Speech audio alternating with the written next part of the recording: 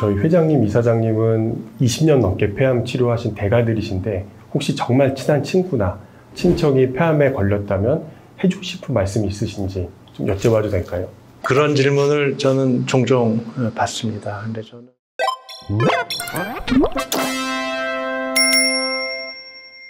안녕하세요. 대한폐암학회 유튜브 채널 폐암 무엇이든지 물어보세요입니다.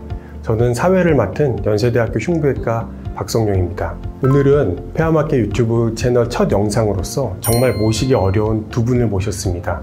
이만큼 저희가 유튜브 채널에 많은 신경을 쓰고 있다는 의미이기도 합니다. 현 폐암학회 회장님과 이사장님이십니다. 네, 안녕하세요. 저는 성균관의대 삼성서울병원 방사선종양학과 안용찬입니다. 저는 이제 암 환자들이 받게 되는 방사선 치료 중 주로 폐암과 흉부종양 그리고 폐암과 이웃사촌인 두경부종양 환자들에 대한 방사선 치료를 주로 하고 있습니다. 안녕하세요. 저는 대한폐암학회 이사장을 맡고 있는 전남의대 호흡기내과 김영철입니다. 저는 폐암 진단부터 치료, 특히 내과적인 약물 치료까지 맡아서 하고 있습니다. 반갑습니다.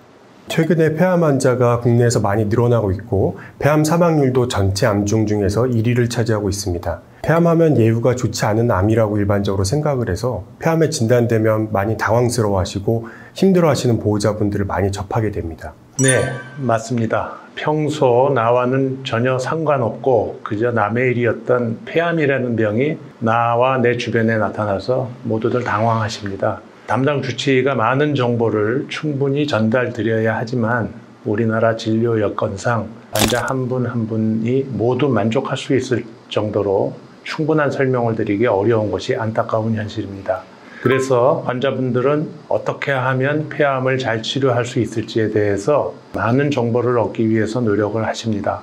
요즘은 인터넷을 통해서 검색을 많이 하시지만 인터넷상에 올라있는 정보들은 일반 환자들이 이해하기 어려운 내용이거나 부정확하거나 부적합하거나 때로는 정보인 척하면서 결국은 상업적인 홍보인 경우들도 아주 많습니다.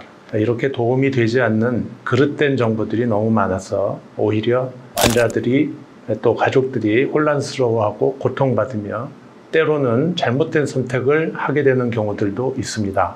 네, 맞습니다. 저도 최근에 수술하면 완치가 될 수 있는 일기 폐암인데 검증되지 않는 치료를 받겠다고 수술을 거부하시는 경우들이 있어서 설득하느라고 많이 힘들었습니다. 네, 맞습니다.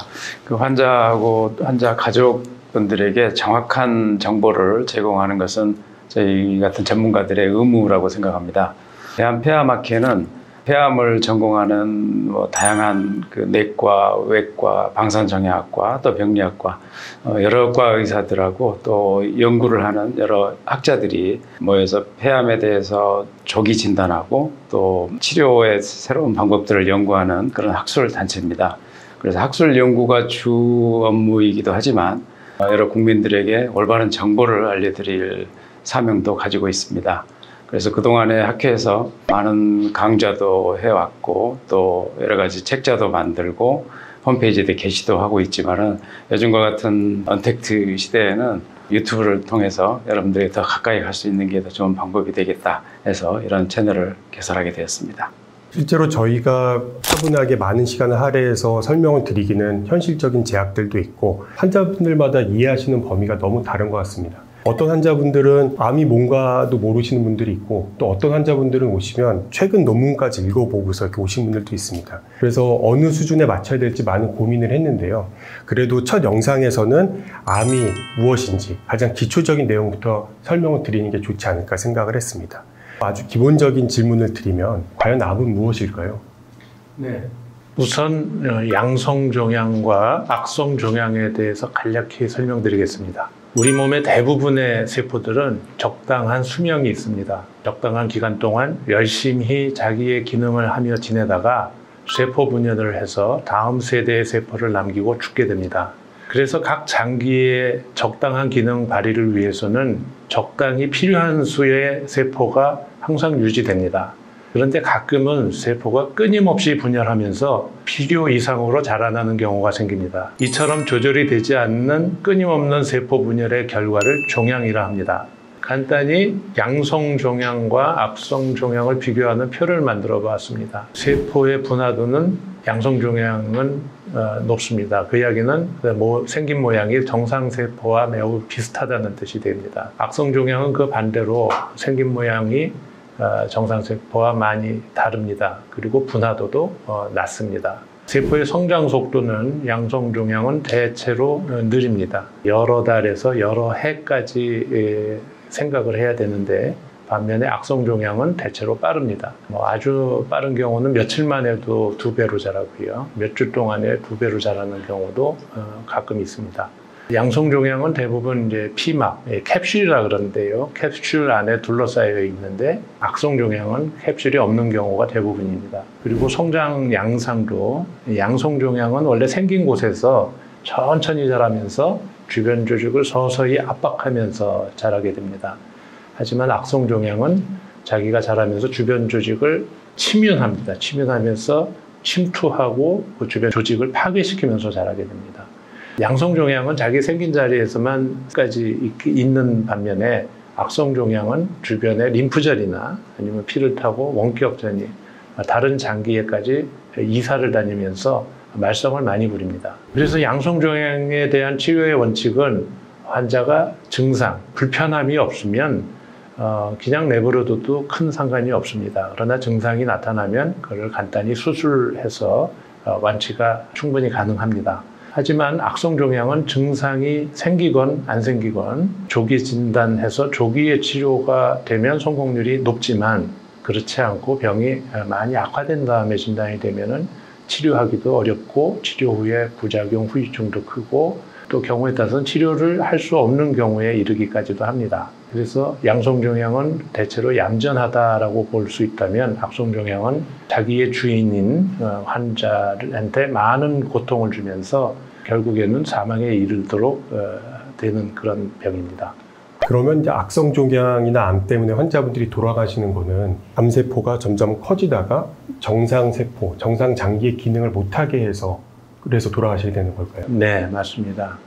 보통 악성 종양을 암이라 그러는데 이 암세포는 무질서하게 그리고 계획 없이 무작정 자라나기 때문에 그러면서 한 곳에만 머물러 있는 게 아니라 주변의 림프절이나 멀리 떨어져 있는 장기로 전이를 하면서 그곳까지 망가뜨리기 때문에 결국은 환자한테 많은 고통을 주고 돌아가시는 그런 결과를 초래하게 됩니다. 그러면 우리가 이제 환자들한테 설명을 할 때 종양, 악성, 양성 이런 단어들은 상당히 어렵게 받아들여질 수가 있어서 덩어리, 결절, 혹 그런 식으로도 표현을 합니다. 그런데 이 단어들이 미묘하게 좀 차이가 있을 것 같은데요. 어떻게 다를까요?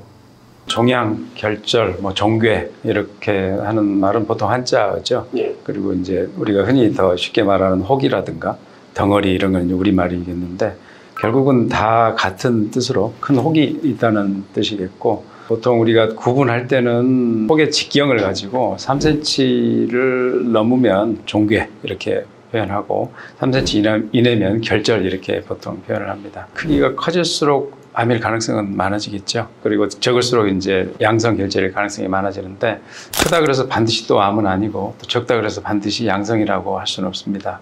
그래서 결국은 조직 검사를 해서 이게 암인지 아니면 양성인지 이걸 확인해야 되는 거고 양성 결절은 방금 회장님께서 말씀하셨지만은 염증의 흔적인 경우가 많습니다. 그래서 결핵으로 치료한 흔적이라든가 과거에 심한 염증의 흔적인 경우가 많고 또 종양은 종양인데 주변으로 많이 이렇게 전이 되거나 침투하거나 주변을 망가뜨리지 않는 그런 비교적 얌전한 그런 종양을 양성 종양이라고 하죠.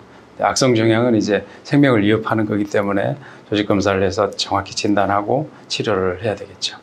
그러면 결론적으로 얘기를 하면은 양성 종양은 감염 등의 흔적일 수도 있고 아니면 더 크기가 커지지 않는 덩어리나 혹이고 악성 종양은 그야말로 계속 자라는 우리가 말하는 암이라고 이해를 하면 될 것 같습니다.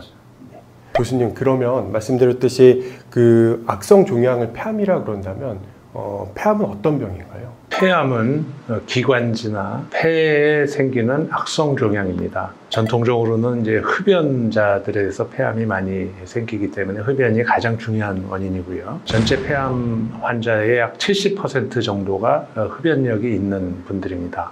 최근에는 흡연과 상관없는 비흡연 여성들도 폐암이 생겨 고생하는 경우가 과거에 비해 많아졌습니다.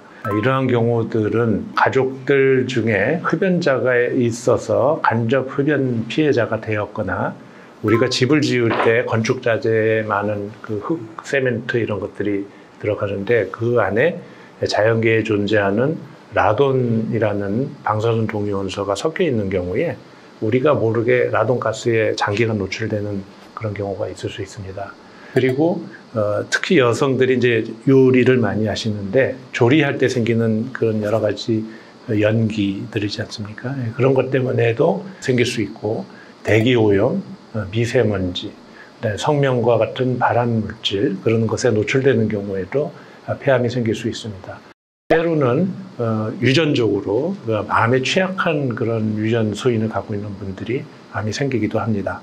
우리나라에서는 여러 해 전부터 국가 암 통계를 내고 있습니다. 금년도에 대한암학회지에 발표된 2018년도에 그 통계 자료가 있습니다. 거기에 보면은 발병 빈도로 따지면 남자에 있어서는 위암이 1위고 폐암이 2위, 여자들에 있어서는 5위에 해당이 됩니다. 그리고 암으로 인한 그 사망 원인, 폐암으로 인해 돌아가시는 사망자의 순위는 남성, 여성 모두 1위를 차지하고 있습니다. 폐암의 사망률이 이렇게 높은 이유는 초기에 진단이 돼서 초기에 적절한 치료를 받으면 완치 확률이 높은데 초기에 진단되는 분들이 한 20% 수준밖에 되지 않고요. 완치를 포기하고 연명 내지는 삶의 질을 유지하는 그런 치료에만 기대해야 되는 원격 전이가 생긴 상태에서 진단되시는 분들이 거의 한 40% 수준 또는 그 이상이 되기 때문입니다. 초기에 진단돼서 적절한 치료를 받으신 분들 중에도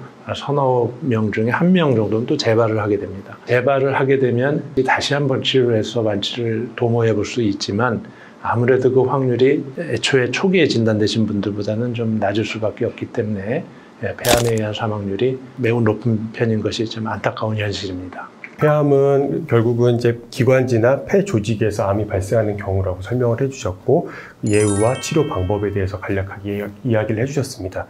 그런데 우리가 이야기를 들으면 원발성 폐암, 전이성 폐암, 이제 그런 식의 얘기들도 하게 되는데요. 그건 어떤 차이가 있는 거죠?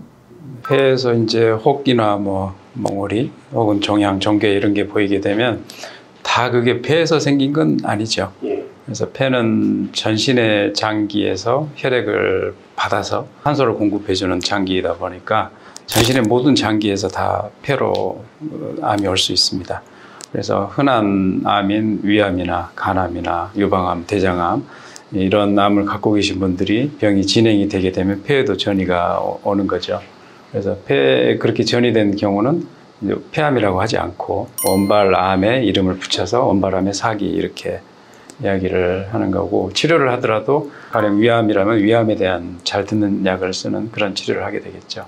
지금 오늘 이제 폐암학회에서 오늘 말씀드리는 것은 폐암에 대한 이야기는 원발성 폐암이고 즉 폐에서 생긴 암이라는 뜻인데 폐암은 크게는 한 2가지 혹은 3가지로 이렇게 분류를 합니다. 첫째로는 소세포암이라는 게 있고 소세포가 아닌 비소세포암이 이렇게 구분을 하는데 소세포암은 현미경으로 보면 세포의 전체적인 크기가 좀 작습니다. 그리고 비소세포암은 그보다 좀 큰 편인데 소세포암은 전체 폐암의 한 15% 정도밖에 안 돼서 비교적 조금 적은 편인데 악성도는 가장 높습니다. 그래서 소세포암에 진단되면 수술을 할 수 있는 경우는 거의 없고 항암 치료나 방사선 치료를 하는 암이 소세포암이다 이렇게 생각하시면 되고 나머지 한 85%는 비소세포암 혹은 일반 폐암인데 그 비소세포암 중에 가장 많은 것은 선암입니다. 그리고 또 하나는 편평상피암 이렇게 구분하고 있고 편평상피암이 중간 정도, 선암이 예후는 비교적 가장 좋은 편입니다. 이렇게 3가지로 크게 구분된다 이렇게 생각하시면 되겠고 결국은 저희가 여기서 다루는 거는 폐에서 생기는 원발성 폐암에 대한 이야기를 하는 거고 현미경으로 봐서 이렇게 세포의 크기에 따라서 소세포암, 비소세포암 이렇게 나눈다는 게 상당히 재밌는 것 같습니다. 소장님 혹시 그 소세포암, 비소세포암으로 이렇게 나누는 이유는 단지 크기 때문인가요? 아니면 또 다른 이유가 있을까요? 네, 근본적으로 이제 김영철 교수님이 잠깐 설명을 해주셨지만 성향이 좀 다르기 때문에 그렇게 크게 나눕니다. 소세포암은 대체로 발병 빈도가 한 10에서 20% 수준이고 나머지가 이제 대부분인데 나머지에 지금 편평상피암, 선암 이렇게 많은 거를 좀 김혁철 교수님이 열거하셨지만 실제로 가지수를 따지면은 10가지 이상 됩니다. 근데 소세포암이 아닌 것들은 공통적인 특징이 있어서 이렇게 구별을 합니다. 세포의 크기가 크다 작다 그렇게 설명이 아까 됐고요. 그다음에 성장 속도도 소세포암은 성질이 급해서 빨리빨리 자랍니다. 경우에 따라서는 환자 입원해서 검사를 하는 과정에 오전 오후에도 이제 종양의 크기가 달라지는 경우가 종종 경험되고 있습니다. 반면에 비소세포암은 악성이기 때문에 빠른 편이지만 소세포암에 비해서는 좀 느린 편입니다. 그리고 병기 구분을 할 때 보통 비소세포암은 다른 모든 암과 마찬가지로 1기, 2기, 3기, 4기 이렇게 병이 퍼진 정도에 따라서 4병기 체제를 쓰는데 소세포암은 비소세포암의 1에서 3기까지를 묶어서 제한병기, 그다음에 비소세포암의 4기에 해당되는 걸 확대병기 이렇게 2병기 체제를 사용을 합니다. 그래서 치료 원칙도 다릅니다. 비소세포암의 경우에는 초기 1기나 2기에 진단된 경우에는 수술이 가장 중요한 치료법이 되고요. 3기 정도가 되면은 수술이 어려운 경우도 많기 때문에 방사선 치료가 큰 역할을 하는 다학제 치료법이 주 역할을 합니다. 그리고 4기에 해당이 되면은 완치의 가능성이 그렇게 높지 않기 때문에 연명치료 또는 삶의 질을 유지하는 그러한 목적의 전신 항암 치료가 주 치료법이 됩니다. 거기에 비해서 소세포암은 방사선 치료와 그다음에 항암 약제의 반응을 잘합니다. 그러니까 방사선 치료나 항암 치료에 의해서 세포의 숫자가 줄는 확률이 높기 때문에 제한병기에 해당되는 경우에는 이 두 가지 치료법을 같이 사용하는 병용요법을 주로 쓰고요. 확대병기가 되면 주로 전신치료법에 의존을 하게 됩니다. 두 병의 경우 우리 애가 치료할 때 가장 의사로서 염두에 둬야 될 것은 완치율을 높이도록 해야 되겠고요. 그에 못지않게 환자의 삶의 질을 유지할 수 있도록 그렇게 도와줘야 되겠습니다. 그래서 그 원발성 폐암은 크게 소세포암과 비소세포 폐암으로 나눠진다. 그렇게 얘기를 해주셨고 비소세포 폐암에서는 우리가 흔히 아는 선암, 편평상피암 이런 것들이 있다. 그리고 치료 방침이 달라지게 된다. 설명을 해주셨습니다. 이사장님, 그러면 저런 부분을 그냥 영상만 보고 CT만 보고 할 수 있을까요? 아니면 다른 검사가 추가적으로 필요할까요? 영상만 보고 짐작은 하는데 정확치 않습니다. 결국은 조직 검사를 해야 되는 거고요. 1990년대만 해도 제가 의사로서 전문의 생활을 시작할 때는 영상 가지고 소세포냐 비소세포냐 이 정도만 구분을 해도 모든 치료가 사실 결정되던 시대가 있었습니다. 그게 비소세포냐 아니면 소세포냐 이것만 확인하면 더 이상은 조직 검사를 할 필요 없었어요. 그 당시에는 사실은 별로 좋은 약이 없었거든요. 진단한다 하더라도 치료 효과도 그렇게 좋지 않았고 치료제도 별로 없었는데 요즘에는 이제 이야기가 많이 달라진 게 2000년대부터는 표적항암제가 많이 개발되기 시작했고 최근에는 이제 면역항암제가 또 개발됐고 표적항암제나 면역항암제도 굉장히 많은 세대를 거치면서 더 정밀화되고 더 다양해지고 그러다 보니까 어떤 약제에 들을지를 판단하는 지표는 조직형만 갖고는 안 됩니다.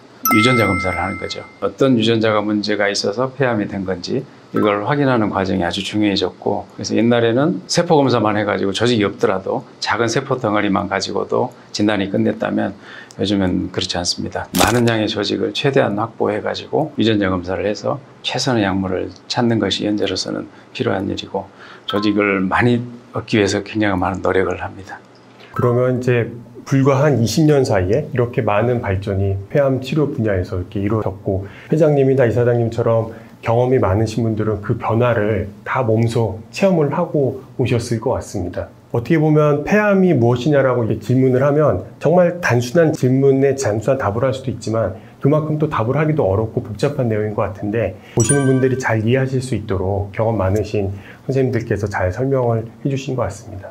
끝으로 저희 그 폐암 환자분들에게 해주고 싶은 말씀 있으시면 좀 부탁을 드리겠습니다.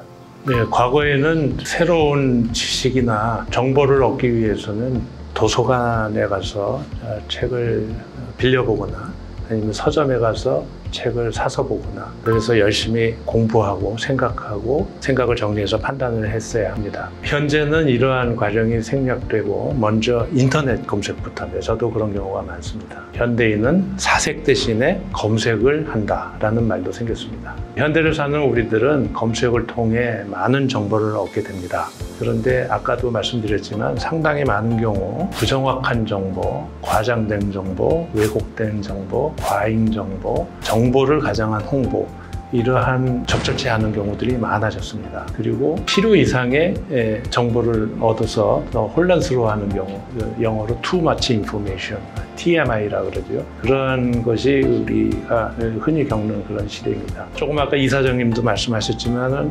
1980년대 후반에서 90년대까지만 해도 폐암 3기의 치료 완치율이 5에서 10%에 불과했습니다. 근데 현재는 40%, 50%를 넘보는 그러한 수준으로 굉장히 좋아졌습니다. 이러한 면에서 우리 대한폐암학회에서 제공하는 무엇이든 물어보세요의 정보는 우리 폐암 환우들과 가족들 그리고 일반인들이 믿고 안심하셔도 될 만한 그런 적합한 정보의 창구입니다. 모쪼록 우리 무엇이든 물어보세요를 통해서 충분한 정보를 얻으시고 그다음에 담당 의료진과 잘 소통하시고 폐암과의 어려운 싸움에 있어서 힘을 얻게 되시기를 바랍니다. 감사합니다. 지금 폐암이 아주 난치병인 건 아직은 사실이지만 이전과 비교해서는 굉장히 많이 생존율이 지금 높아지고 있어서 아주 다행스럽고 또 폐암을 진료하는 의사로서는 굉장히 요즘에는 또 기쁘기도 하고 보람도 느끼고 그렇습니다. 예전보다 달라지는 중요한 이유가 좋은 결과들이 나오고 있는 거거든요.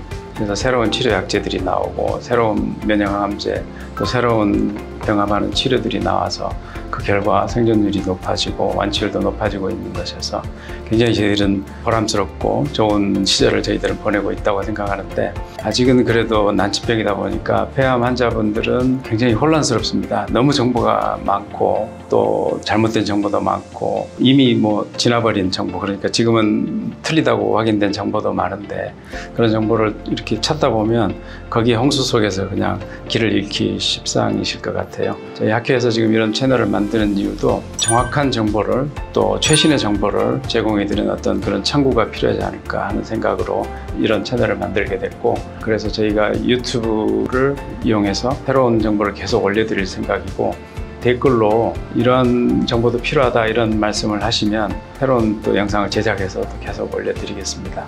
폐암학회 홈페이지에 들어오시면 폐암 무엇이든지 물어보세요 이런 제목의 책을 온라인판으로 PDF 파일로 이렇게 다운로드 받으실 수가 있습니다. 무료로 언제든지 받으실 수가 있고 공개된 자료니까 자유롭게 받으셔서 폐암에 대해서 올바른 이해를 하시는데 사용하셨으면 좋겠습니다.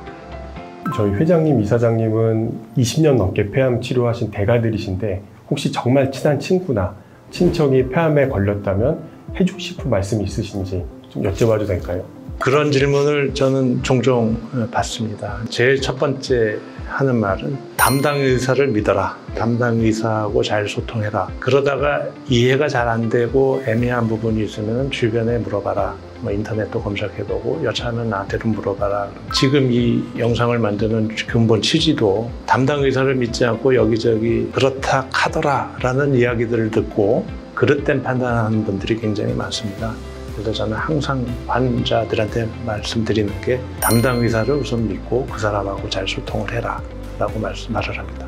저희가 이제 식이요법이라든가 여러 가지 치료에 대해서 열심히 설명을 드리고 환자 또 가족분들한테 최선의 치료는 뭐고 최선의 식이요법은 뭐다 이런 말씀을 드리는데 다음번 진료를 다시 오셔가지고 환자분들의 이야기를 들어보면 제가 드린 말씀은 별로 귀담아 듣지 않으신 것 같고 대기하고 있다가 대기실에서 있는 다른 환자분들의 그 의견을 더 이렇게 믿으시는 것 같아요. 그래서 이제 그게 이제 심적으로 많이 그러실 수 있는 건데 회장님 말씀처럼 담당 의사의 이야기가 가장 정확하다고 생각하시고 의사의 이야기를 들으시기 가장 좋겠다고 생각이 듭니다. 처음 폐암 의심되는 상황에서 어떻게 하는 게 좋겠냐 그 질문을 조금 더 답을 드리면 우리나라 의료 수준은 전 세계 어디보다도 못하지 않고 거의 탑에 있는 수준을 가지고 있는 나라라고 생각되고요. 그래서 우리나라의 의료기관에 특히 이제 상급병원 정도라면 어느 지역에 계시든지 간에 거기서 최선의 진료를 할 수 있고 최선의 치료를 또 받으실 수 있습니다.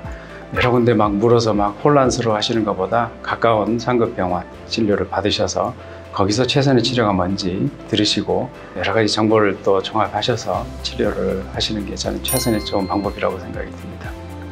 예, 그 회장님과 이사장님께서 정말 중요한 얘기를 해주신 것 같습니다. 결국은 담당 의사를 믿고 치료를 잘 받으시고, 그리고 정보가 필요하시면 저희 대한폐암학회 유튜브에서 올바르고 치우치지 않은 정보를 제공해 드릴 테니 이 정보를 참고하시면 될 것 같습니다. 오늘 영상이 도움이 되셨다면 대한폐암학회 유튜브 채널 폐암 무엇이든지 물어보세요. 구독, 좋아요. 알림 설정 부탁드리겠습니다.